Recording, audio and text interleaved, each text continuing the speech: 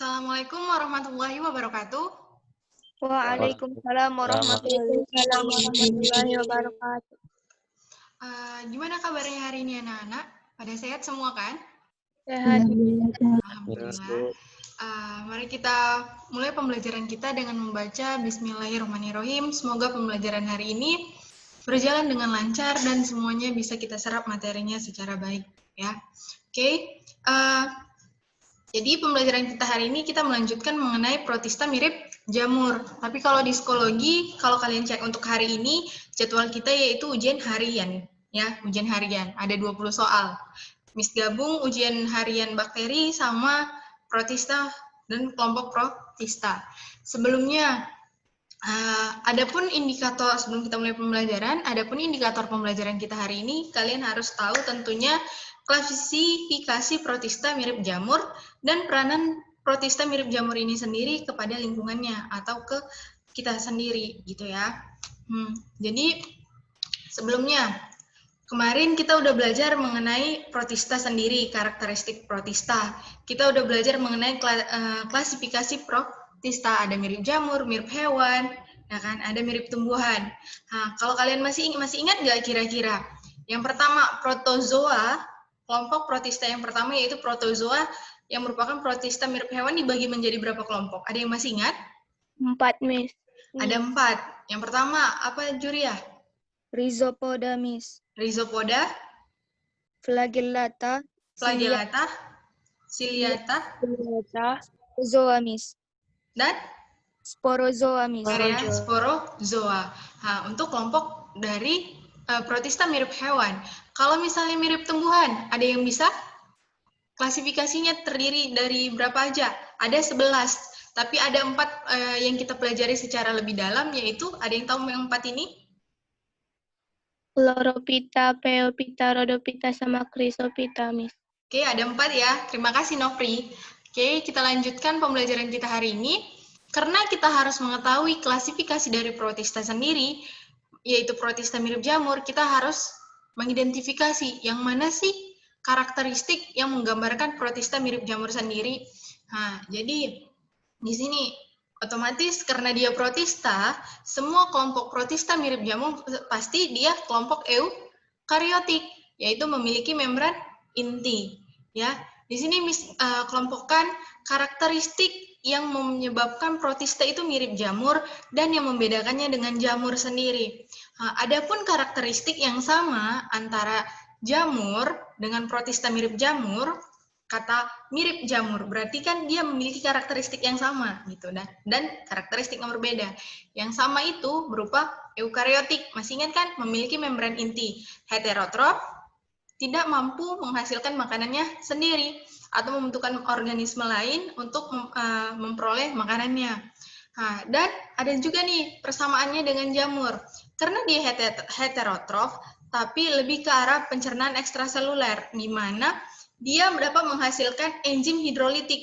Enzim hidrolitik ini dapat memecah struktur kompleks menjadi struktur sederhana, sehingga memudahkan dia dalam mencerna makanannya tadi, sehingga lebih mudah untuk menyerap makanannya, gitu ya.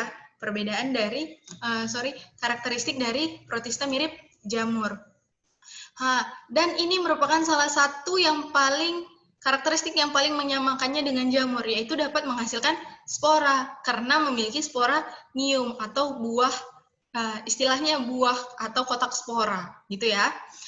Dan tentunya kalau kalian perhatikan, kalau kalian lihat jamur yang banyak kalian lihat di pohon, di lantai, misalnya kalian pergi ke hutan, biasanya di serasa-serasa daun hutan itu banyak jamurnya, gitu ya. Pokoknya dia tempat-tempat yang lembab, gitu. Makanya kalau misalnya di tubuh kita, itu kan, ada beberapa area tubuh yang sering lembab dan terlalu lembab, itu dapat menyebabkan jamur dapat tumbuh di daerah-daerah tubuh kita, baik itu manusia, hewan, dan lain-lain, gitu ya. Nah, terus kalau dia memiliki karakteristik yang sama, dia juga memiliki karakteristik yang berbeda. Nah, kalau kalian masih ingat, Miss pernah bahas bahwa kelompok fungi itu memiliki dinding sel.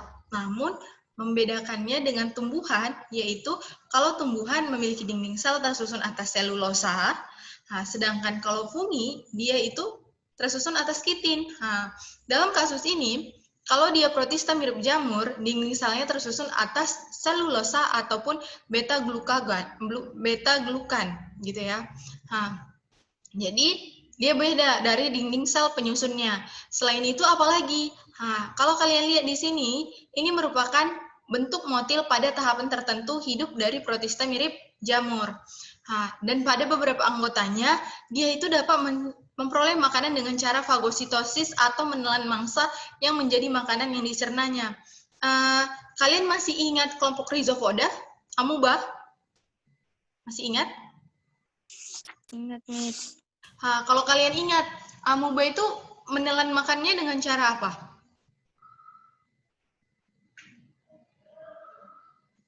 Ada yang ingat? Dengan cara fagositosis, sama ya. Itu ya. Jadi dia juga memiliki yang sama, yaitu dengan cara fagositosis. Tidak memiliki septa atau sekat antar selnya. Jadi nanti sel dari jamur ini, dia itu bisa memiliki, kalau dia protista mirip jamur, selnya itu bisa memiliki sekat-sekat ataupun tidak memiliki sekat.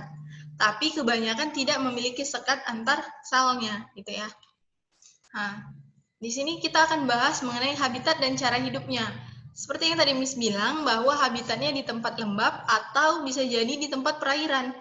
Nah, soalnya ada beberapa contoh dari protista mirip jamur, contohnya itu ya saprolegnia. Saprolegnia ini bisa hidup di bagian tubuh ikan yang mati. Jadi kalau misalnya kalian ketemu ini sama ikan yang mati, mengapung gitu kan di atas laut gitu.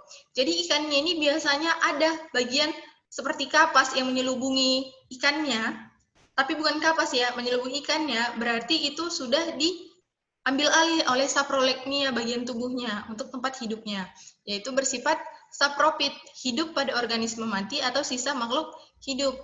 Saprolegnia. Tapi ada juga beberapa kelompok dari protista mirip jamur yang dapat hidup secara parasit, yaitu hidup pada inang dan memperoleh nutrisi dari inang, yaitu Phytophthora infestan. Ini biasanya menyerang tanaman kentang, sehingga menyebabkan kentang mengalami pembusukan dan tidak dapat dipanen, gitu ya. Jadi klasifikasinya sendiri, protista mirip jamur, dalam kesempatan ini Miss akan membagikan menjadi dalam dua kelompok, Oomycota dan Myxomycota. Oomycota kelompok protista mirip jamur, yaitu jamur air. Sedangkan Myxomycota jamur lendir. Ada beberapa pengelompokan yang mengkelompokkan protista mirip jamur menjadi 3 kelompok, yaitu Oomycota, Myxomycota, dan Acrosiomycota. Namun untuk kesempatan kali ini Miss akan bagi ke dalam 2 kelompok berdasarkan tempat lingkungan hidupnya, jamur air dan berlendir, gitu ya. Kalau dia Acrosiomycota sama-sama jamur lendir, tapi kalau Myxomycota tidak bersekat, kalau Acrosiomycota bersekat, gitu. Di sini kalian pernah dengar nggak bahwa ada seorang peneliti dari Prancis yang menyatakan bahwa tidak hanya makroorganisme yang memiliki sel saraf dan sistem saraf yang memiliki kemampuan untuk belajar. Pernah dengar hasil penelitian yang menyatakan kayak gitu? Jadi ada seorang peneliti berasal dari Prancis yang menyatakan bahwa makhluk uniseluler, mikroorganisme atau makhluk uniseluler, uniseluler yang tidak memiliki sel saraf dan sistem saraf dapat memiliki kemampuan untuk belajar, yaitu contohnya Fusarium. Jadi peneliti ini melakukan suatu percobaan di Petri dish, gitu kan, di cawan Petri. Di cawan Petri ini diletakkan mikroorganisme Fusarium, alkohol, dan zat organik. Dari pelebaran dari seratnya ini, hifanya, miseliumnya, diketahui bahwa Fusarium ini dapat mengelakkan aliran alkohol. Jadi seharusnya kan kalau misalnya di sini terletak Fusarium, alkohol, sama organik, urutannya ya, 1, 2, 3 gitu. Dia kan seharusnya ke urutan kedua, baru ketiga. Tapi karena Fusarium ini tidak sesuai sama alkohol, dia tidak akan mengambil daerah alkohol, akan melewatinya saja gitu, nggak dilaluin, tapi dilewatin gitu. Ya, Fusarium. Ada juga contoh Myxomycota yaitu Lycogala. Ini salah satu contoh jamur lendir yang mampu membentuk atelia. Atelia ini biasanya dikonsumsi oleh masyarakat Norwegia, salah satu sumber makanan. Dan ada Archiria, ya, dia lebih keras strukturnya. Di sini kita akan bahas mengenai ciri umum Myxomycota. Jadi kalau Myxomycota ini, protoplasmanya itu tidak mempunyai dinding sel. Yang memiliki dinding selnya itu hanya sporanya. Jadi dia menghasilkan spora dulu, baru sporanya itu akan memiliki struktur dinding sel berupa selulosa. Karena dia merupakan Myxomycota, otomatis bentuknya seperti lendir. Ini contoh dari Myxomycota. Dan dia itu dapat ditemukan di hutan basah, sampah basah, kayu busuk, daerah yang lembab dan berair, gitu ya. Jadi Myxomycota ini memiliki kemampuan untuk membentuk plasmodium. Ada yang tahu Pak, plasmodium itu apa? Ada yang tahu plasmodium apa? Bergerak menyerupai amoeba, Miss. Oke. Kalau kalian ingat kemarin di protista mirip hewan, salah satu jenis protozoa yang dapat menyebabkan penyakit malaria disebabkan oleh plasmodium. Tapi ini plasmodium yang berbeda. Kalau di sana kita bahas mengenai spesies, namun untuk Myxomycota kita bahas mengenai struktur tubuh dari Myxomycotanya. Dia dapat membentuk plasmodium. Apa Miss plasmodium? Yang ini, yang warna kuning di sebelah kanan, ini merupakan Myxomycotanya.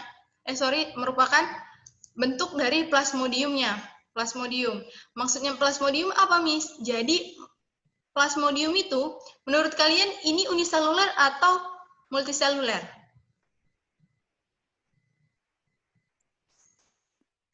Dengar ya ciri-cirinya, Miss bilang dia bersifat multinukleat, berarti memiliki banyak inti sel. Menurut kalian dia uniseluler atau multiseluler? Multiseluler. Jadi jangan terkecoh, walaupun dia membentuk plasmodium yang memiliki ciri multinukleat, tapi ini bukan multiseluler, sebab ini merupakan uniseluler karena dia itu terdiri atas sel tunggal yang berukuran besar. Ukurannya bisa mencapai 1 meter. Loh, Miss, yang gimana gitu kan? Kalau misalnya kalian pernah main ke hutan, ke daerah lembab aja, ke belakang-belakang rumah yang ada kayu mati, kalian lihat ada jamur berwarna cerah. Biasanya Myxomycota itu warnanya cerah. Untuk contoh yang ini, kalian bisa lihat dia itu warnanya kuning dan ada di pohon. Pasti kalian sering lihat, lebar dia modelnya, agak keras. Belum pernah ya? Nanti coba dicari, ada biasanya kelompok yang dalam bentuk plasmodium. Jadi ini merupakan bentuk uniseluler atau sel tunggal yang berbentuk besar, dapat mencapai 1 meter, yang bersifat multinukleat, memiliki banyak inti sel. Kenapa Miss bisa kayak gitu kan? Jadi seharusnya biasanya kan kalau sudah mengalami pembelahan sel, nanti inti-inti selnya kan akan berpisah. Namun pada pada kelompok Myxomycota, pembelahan selnya itu terjadi secara mitosis yang tidak diikutin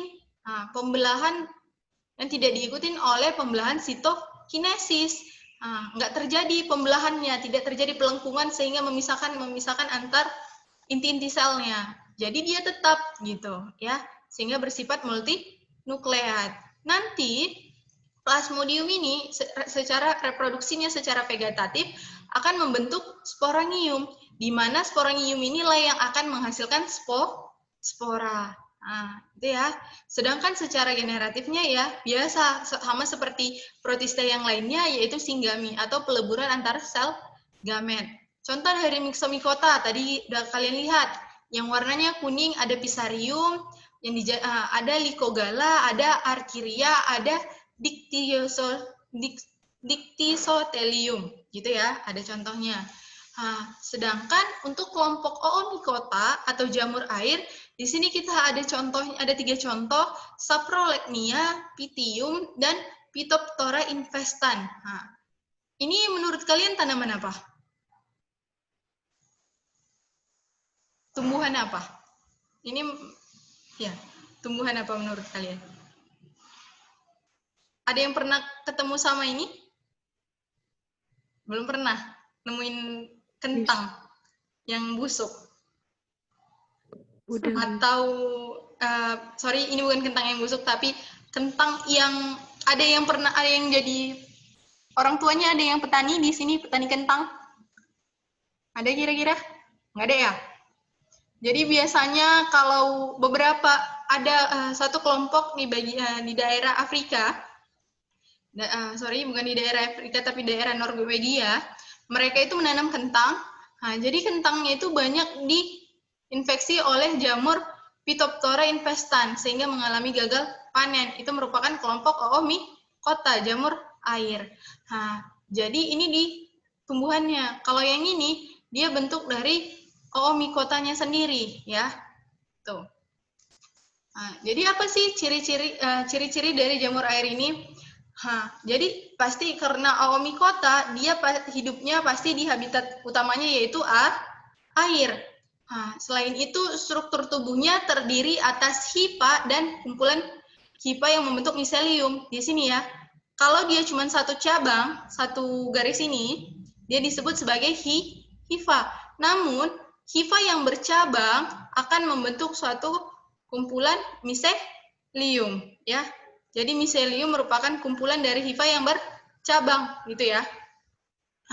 Terus dia memiliki dinding sel yang tersusun atas selulosa. Kalau misalnya ini nanti diambil, terus diperiksa struktur dari dinding selnya tersusun atas selulosa.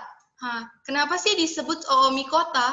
Oomycota ini punya nama lain, yaitu Oogonia atau sering disebut juga sebagai egg fungi. Maksudnya egg fungi kenapa, Miss? Kenapa disebut sebagai jamur telur gitu kan, jamur telur?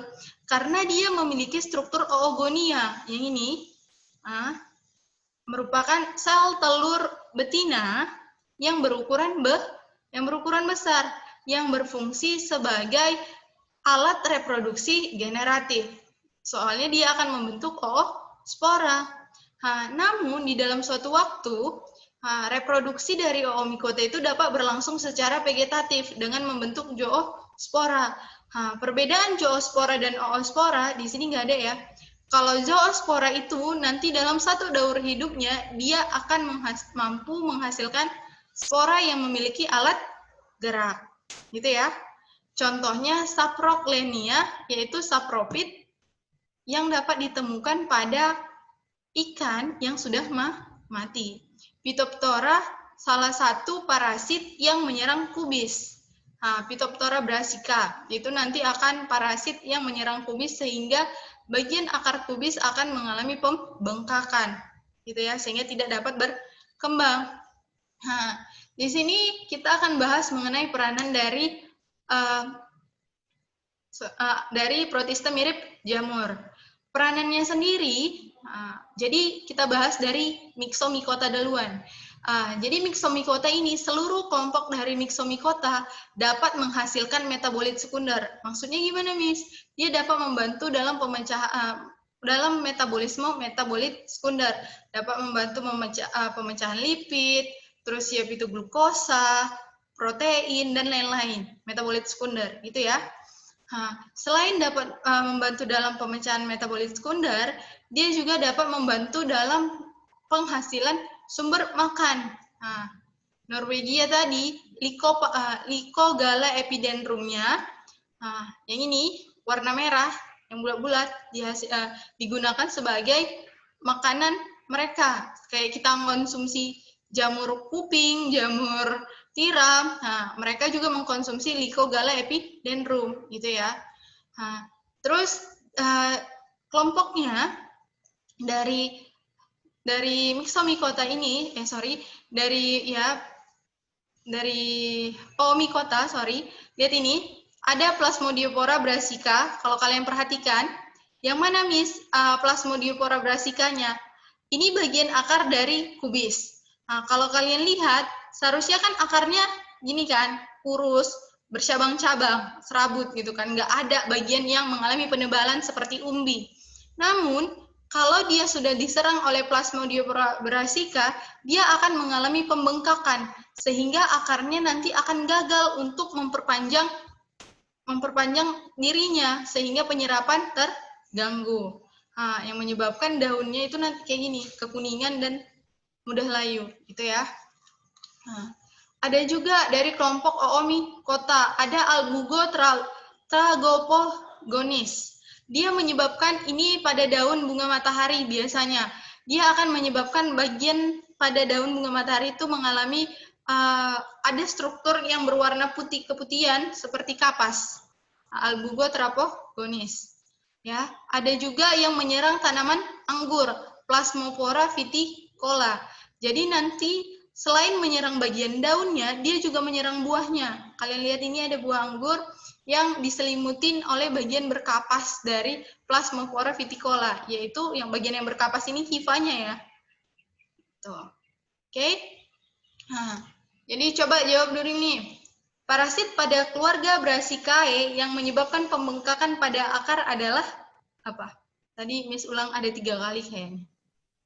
Ada yang tahu? Amis. Plasmodiphora brassica. Benar ya? Kalau yang kedua, saat berada dalam kondisi kering dan rendah nutrisi, Myxomycota akan membentuk, ada yang tahu? Ada nggak? Sklerotia, Miss. Miss. Apa? Sklerotia. Oke, kita bahas ya. Saat berada dalam kondisi kering dan rendah nutrisi, Myxomycota akan membentuk sklerotia, benar. Nah, sklerotia atau sklerotium nanti. Namun, kalau dia dalam fase reproduksi, khususnya nanti ada kondisi yang menyebabkan reproduksi generatif tidak dapat berlangsung, dia akan membentuk atelia yang tadi ini.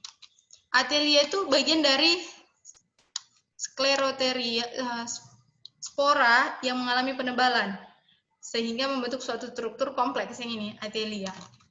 Ya.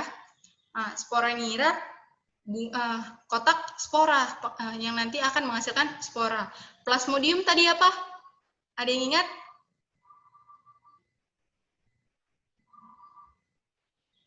Ada yang ingat?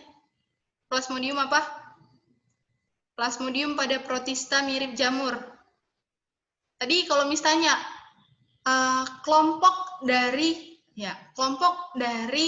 protista mirip jamur yang dapat membentuk plasmodium kelompok apa?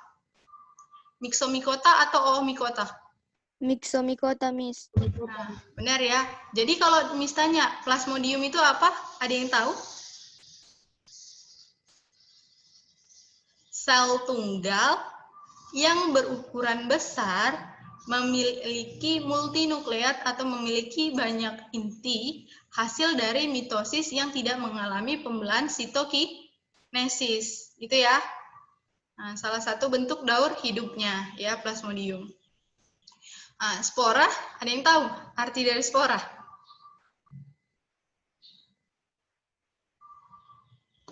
Apa yang disebut spora? Ada yang pernah baca spora itu apa?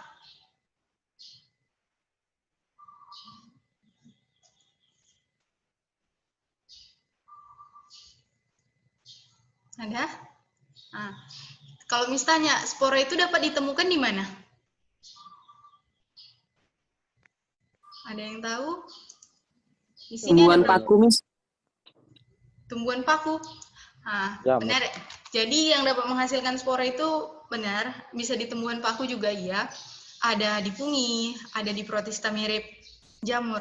Jadi spora ini alat reproduksinya gitu ya.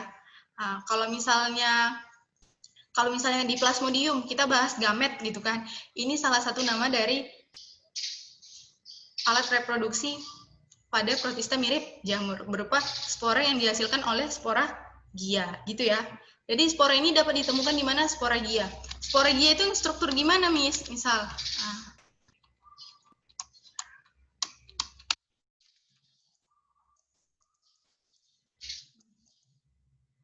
oke, sporagia.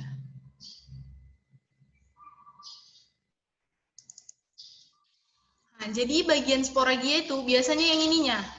Bagian-bagian di sini ada kotak sporanya di dalam, ya. Gitu ya. Sporagia ini merupakan kotak spora yang akan menghasilkan spora, melepas spora. Gitu ya. Jadi dari pembelajaran kita hari ini kira-kira ada yang mau ditanyakan?